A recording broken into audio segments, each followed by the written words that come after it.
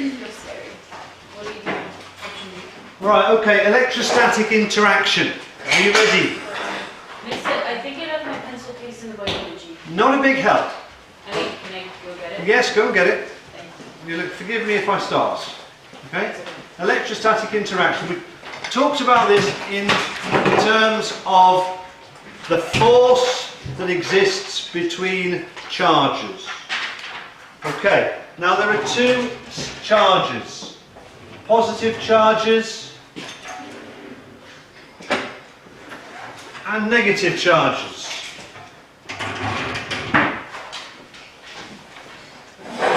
In terms of particles, we know that the positive charge resides in the nucleus of the atoms. Negative charges are on the electrons. In the nucleus of the atoms, there may be more than one, in fact there usually are, more than one positive charge embedded.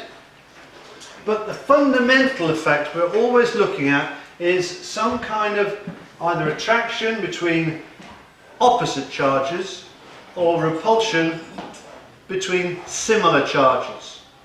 Now we're not going to have much repulsion between the protons in a nucleus that's at all effective because they're already glued together by a strong nuclear attraction. So the only repulsive forces we're really interested in are electron-electron forces. But first of all, let's look at the force of attraction between these two particles, or these two electrostatic charges. They will be apart by a distance which we can define as r. The magnitude of a charge can be given by the symbol Z. So the charge magnitude Z. Now for the positive charge we put it as Z plus. For the negative charge, Z minus. And so the force that pulls these two together is called the electrostatic force. Electrostatic force, which in this case is an attraction. So it holds the two together. It's equal to, sorry, it's proportional to, it's not equal to. It's proportional to. There is a proportionality constant, which we don't need to go into. In fact, what I could do is I could write the proportionality constant as a k, some constant. Z plus Z minus over R squared. So all we need to understand the factors that influence the strength of this electrostatic force is the magnitude of Z plus, the magnitude of Z minus, and the distance between them. Just on a very simplistic level now, if we look at a couple of examples, if we have a positive charge of 3 plus and a negative charge of 1 minus, and they're separated by a distance of r, then the force is proportional to 3 times 1 over r squared.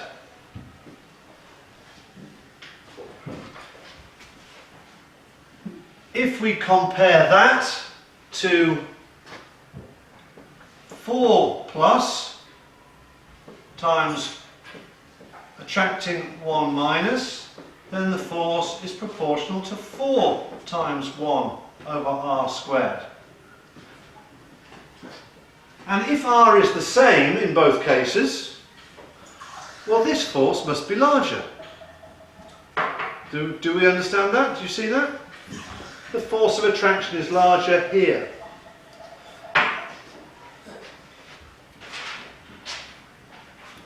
Now within atoms there are also repulsive forces, because although we have a nucleus in the centre with, let's say, well, let's just choose 12 positives, No, let's just make it simple. 2 positive charges, a helium nucleus. We've got electrons around the outside. These electrons are moving, of course, around the outside, so they will be in all different positions. We can't really average out the positions, but you should be able to see that there will be several forces involved here. There will not only be forces of attraction, there'll be forces of repulsion.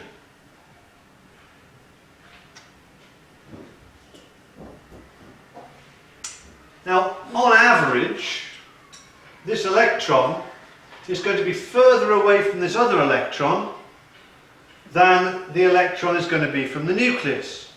And so the force of attraction,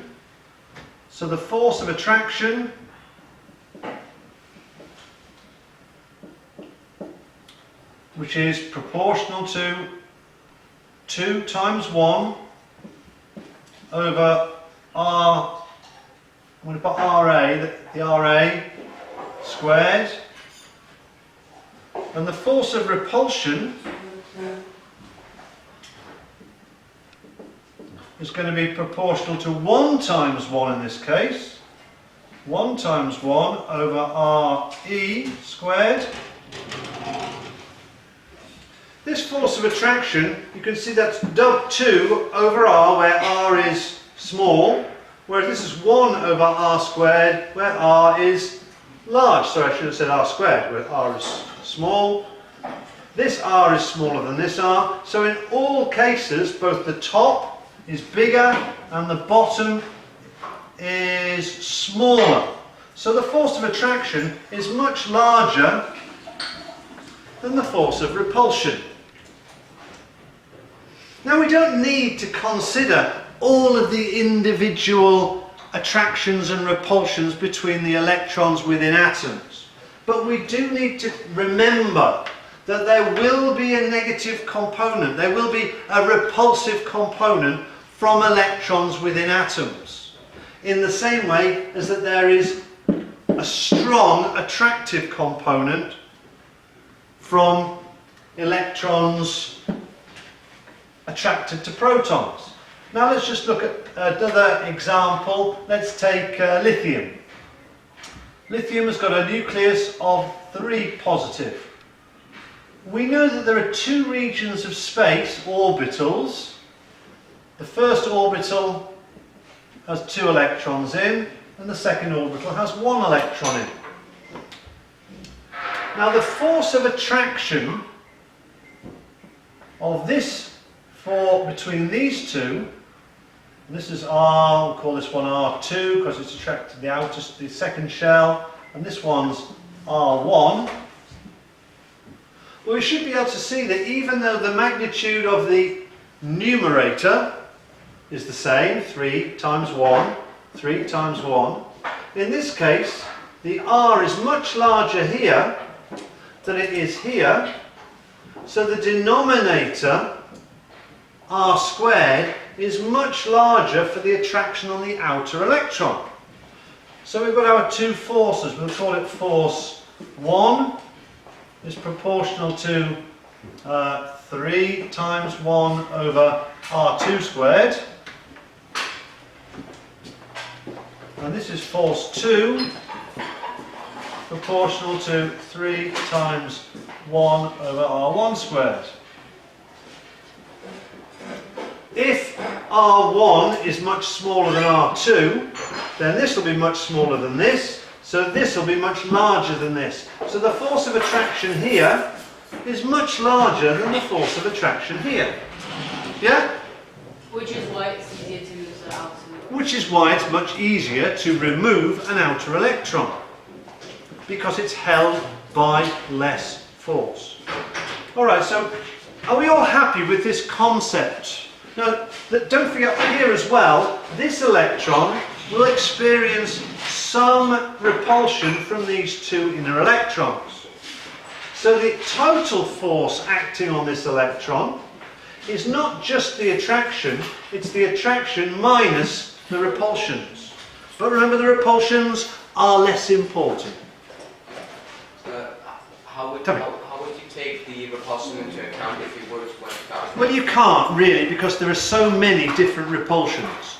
You just have to say there are some repulsive forces. Okay. Okay? We just say that this is attenuated, the value of this is changed a little bit, it's reduced a little bit by the repulsive forces of electrons between this and the nucleus. Alright? It's an attenuating factor. Aurora, mobile phone please. Not important now.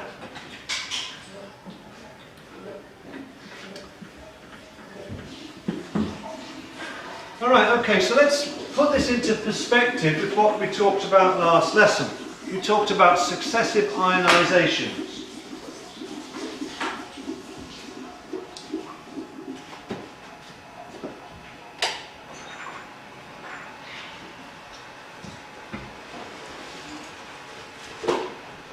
Now this is our successive ionizations graph for potassium.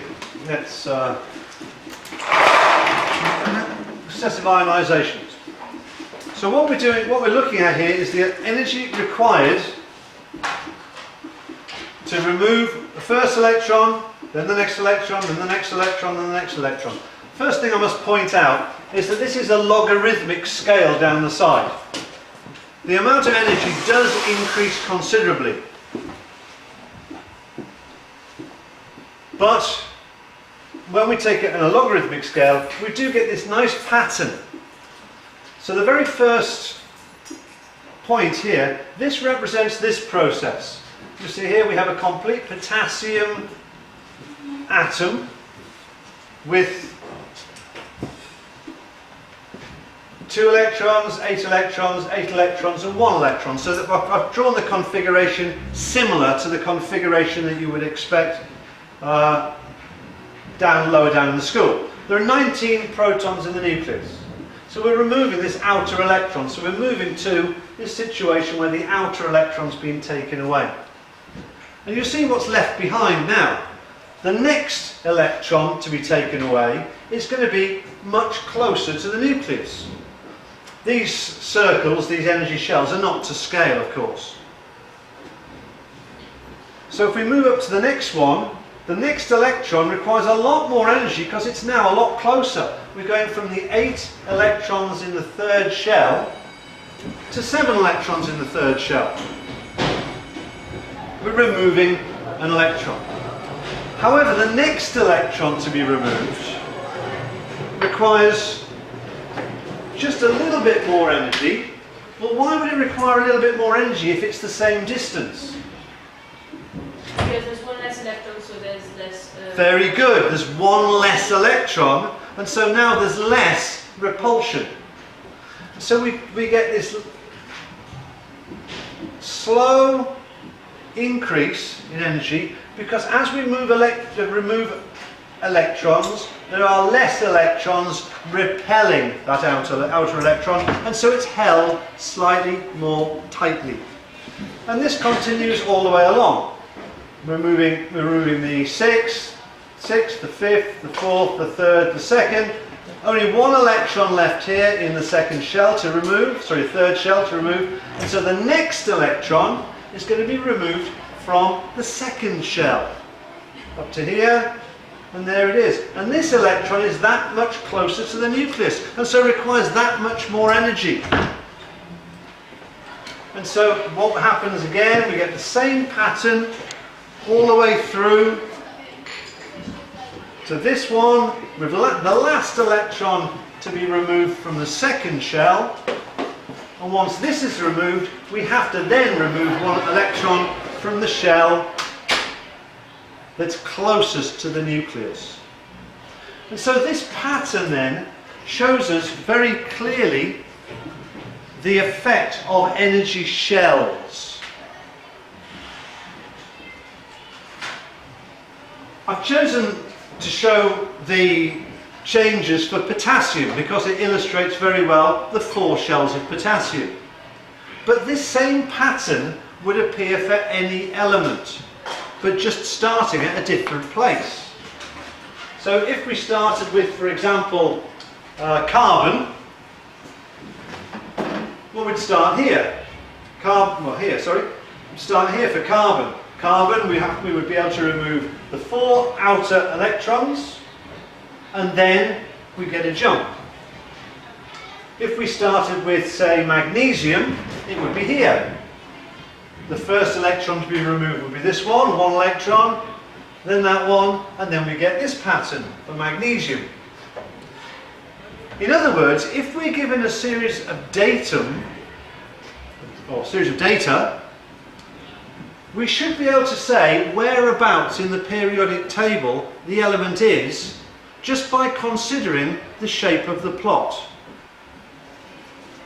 If our plot looks like this, go like this, 2 electrons and then a jump, and then 8 electrons, we know we're in group 2. If it looks like this, 1 electron and a jump, we know we're in group 1. If it looks like this, 4 electrons, then a jump, we know we're in group 4. Right? So we should be able to predict which element or which group we're talking about by looking at the change in ionization or change in energy required for the successive ionizations.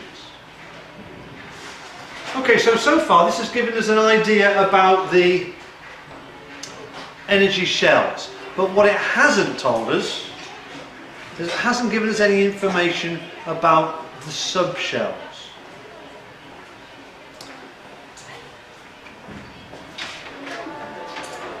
How do we get information to give us, how do we get evidence rather, that to support our idea for the Aufbau principle, for the location of electrons in orbitals?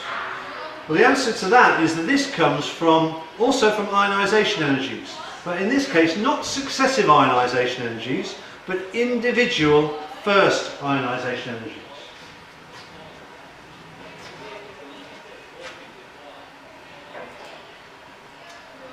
This is a graph which looks random.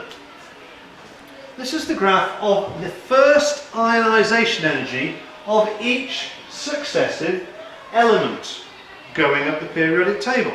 So we start with hydrogen. The amount of energy required to remove the outer electron for hydrogen is here. Let's see how much it is. Float over there. We say it's 1,310. In fact, we calculated this last lesson, didn't we? Yeah. From the convergence limit.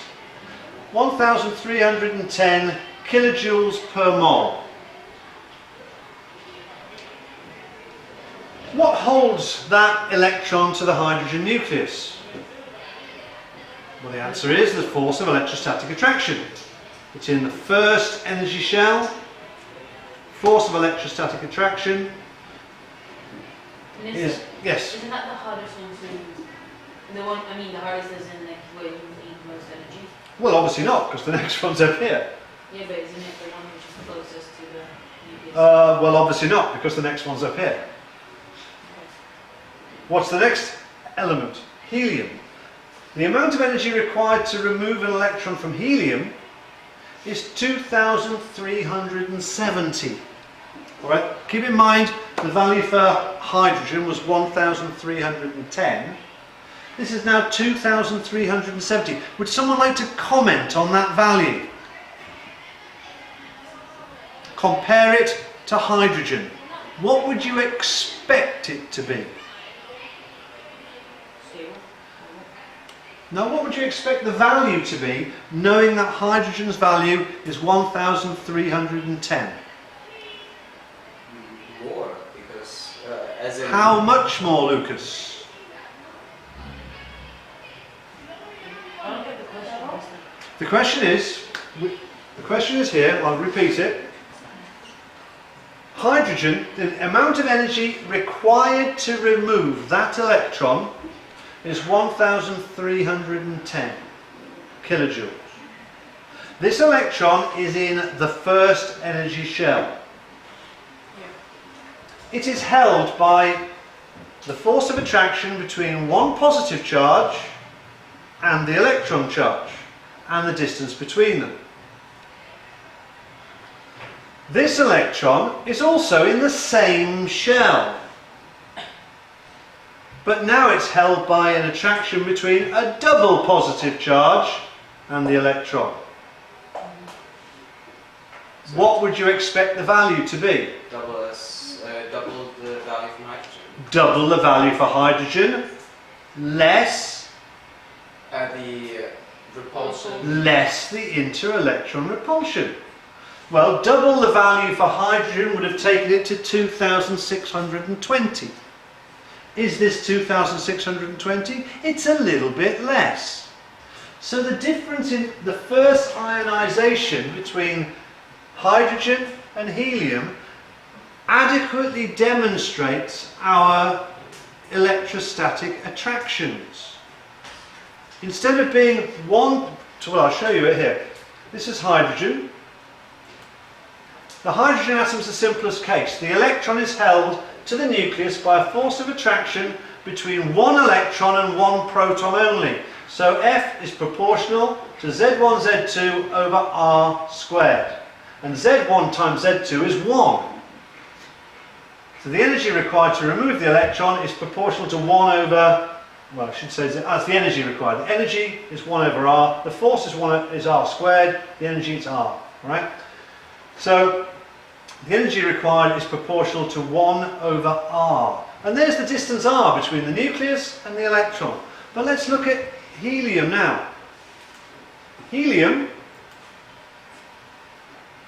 well, what Z1 times Z2 is now 2 because the distance is the same. R is the same. Or more or less. There may be some shrinkage of the orbital due to the strong double plus charge. I don't want to go into that at all. We can do that, we can do this, we can appreciate this without thinking about that. If R is exactly the same, then we would expect this to be held by double the strength, therefore the energy to be 2 times the amount. However, there is also some inter-electron repulsion to be taken into account. This reduces the amount of energy needed to ionize the helium, but only a bit. Do you get where I'm coming from? Do you get the principles I'm using? Yeah? Yes. Alright, so now let's remove this and look at lithium. It's right the way down here. So what's changed? Well, the nucleus has got bigger. Lithium has now got a 3 plus charge. And plus the distance is also big. But that must be the explanation. We have to now say, well, okay, we know the lithium is 3 positive charge. You would expect the energy to be much greater, but it's much less. So the answer must be that R must be a lot bigger. That's the only answer. R must be a lot bigger. And it is. R is now the extent, or the distance, between the nucleus and the outer shell. The outer shell is further away than the first shell. And so that explains lithium very well. Our explanation fits very well into what's going on. We wouldn't expect it to be, well, it's difficult to expect it to be anything, isn't it? Because we don't know what R is, we just know R is a lot bigger, so the actual energy required is a lot less. It's a lot less. Alright, so to go up to beryllium then, the next one, let's look at lithium's value. Lithium's value 519, beryllium is about 900.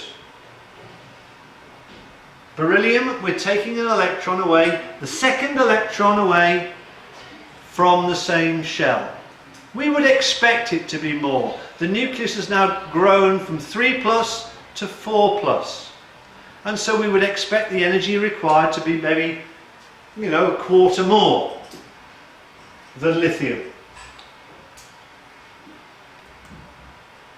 4 plus attracting the outer electron here. It's expected to be 4/3 times that of lithium. Maybe less a little because of inter-electron repulsion. The value was 900. I can't remember what lithium was, 590. It's there or thereabouts. Okay, so working on this theory, working on this principle. Aurora, can you put your phone away, please? Yeah. Working on this principle, what would we expect the next electron to be? Greater or less in energy? Greater. We expect it to be greater, wouldn't we? Because we've got a third electron in the same shell with a 5+ charge. We would expect it to be greater. But look, it's not. It's less. So we have to explain this somehow. Well, we can't explain this in terms of attraction to the nucleus, because this is now a 5+ charge attracting the electron. There is only one way it can be less, and that is if what? If the repulsion is greater than the moving energy. Well, we haven't seen that as a pattern, have we? We haven't seen the repulsion doing this. Otherwise it would have happened here. So there must be another reason. And the only thing that we can change is what? The distance. The distance. The only thing that can change is the distance. So this is telling me that this electron is located further away from the nucleus than these two electrons. It's the only answer. So this is evidence that there is something going on within the same energy level that we don't know about. And that this electron is further away. Let's have a look at it. And this is evidence for the existence of p orbitals. The electron is now, on average, further away from the nucleus, even though it's in the same shell. Lucas? But isn't it also statistically possible that you don't find that electron that far outside? Statistically the shell? possible, yes, but we have to talk about averages. Okay. And so that's why this electron, which I've labelled 2px, you see it's flashing there, just to let you know which one we're talking about, the 2px electron is further away. There's evidence from the drop we have here. And then we're going up, as we would expect, until we get to nitrogen. Something horrible is happening, sorry, oxygen. Something horrible happens between nitrogen and oxygen.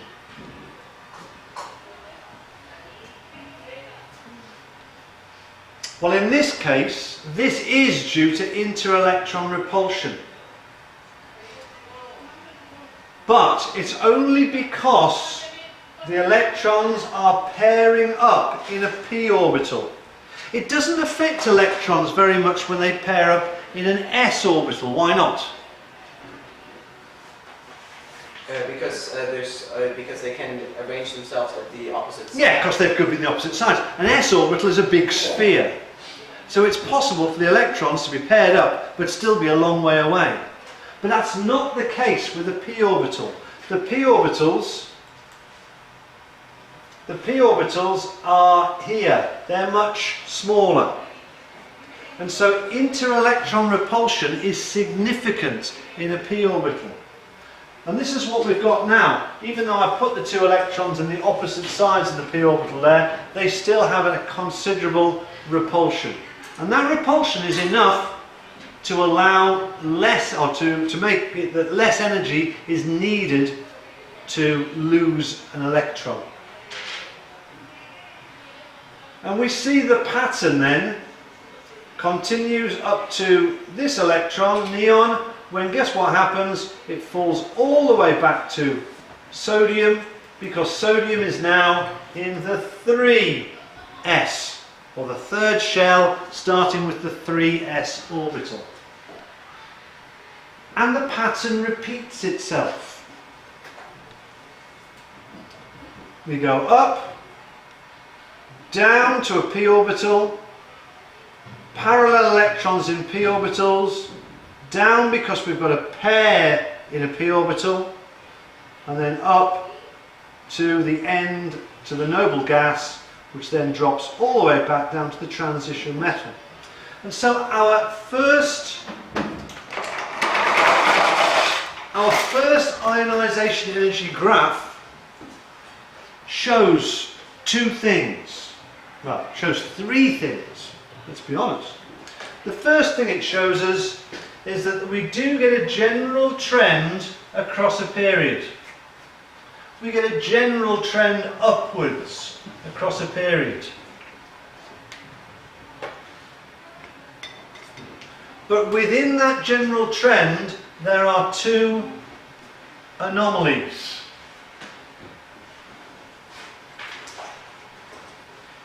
So this is our general trend upwards. This anomaly is due to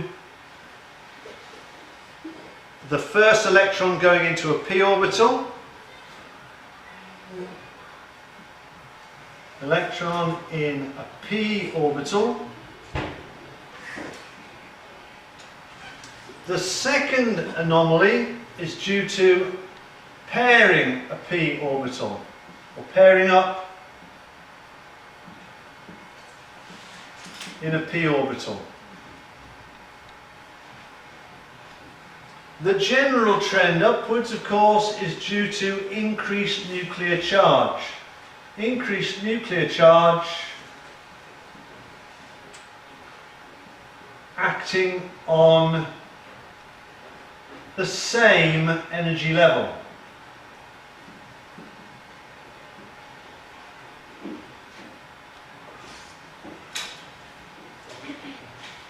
So this is what we've got, and this trend is repeated here. Exactly the same there with two anomalies. A trend upwards across a period with two anomalous jumps or inflections, whatever you want to call it. Two changes of direction, which are for the same reasons.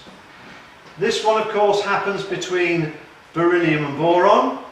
This one between nitrogen and oxygen, whereas this one occurs between magnesium and aluminium, and between phosphorus and sulfur. Any questions so far? Right, there's something else the graph shows us as well. There is another pattern that we can see in the graph. I don't know if you can spot it. Can anyone spot another pattern in this graph?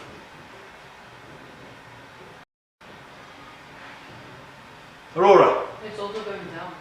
In what way? Tell me. Explain to me. So after each huge jump, it takes less energy every time. Yeah, you're right, but you've not really expressed it in a way that we can all understand what you mean. Mariana?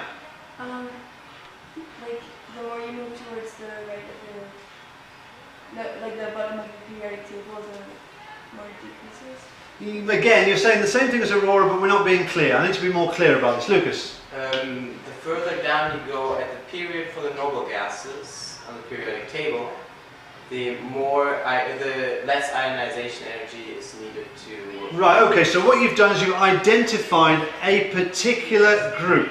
If you take the elements from the same group, it doesn't matter which group. First of all, let's choose the noble gases. You'll see the three noble gases, there is a decrease moving down the periodic table. Why? Well, because the electrons are further away from the nucleus. Yeah, but the nucleus is bigger. Yeah, but like there's more electrons. Well, so what does that mean? So that means the number is bigger on top in the. Yeah, but the distance is much bigger as well. It's the Lucas. there is more electron repulsion. It is to do with electron repulsion. It's to do with we call it electron shielding. As we move down the periodic table, whichever group we choose to look at, there are more and more shells of electrons between the outer electrons and the nucleus. And so we get an increase in shielding. There's increasing shielding of the nucleus by inner electrons, inner electron shells.